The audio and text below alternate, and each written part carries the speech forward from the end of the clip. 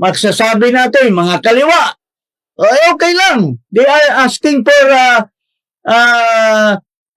you to address corruption. Yung mga pare, anong sinasabi? Corruption. Yung mga iba pang sector, mga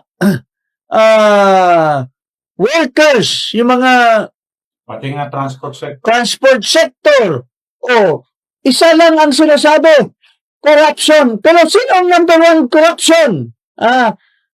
Kung mayroong corruption traffic czar, mayroong corruption czar. Ikaw na yan, Marcos. You are the corruption czar. At everybody is ganging up on you because of your corruption.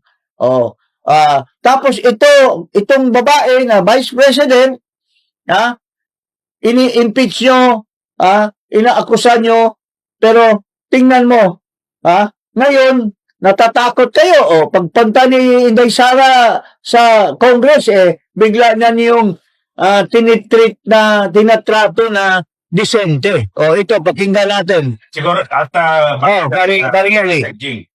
yung sa ambush interview muna tayo. Okay.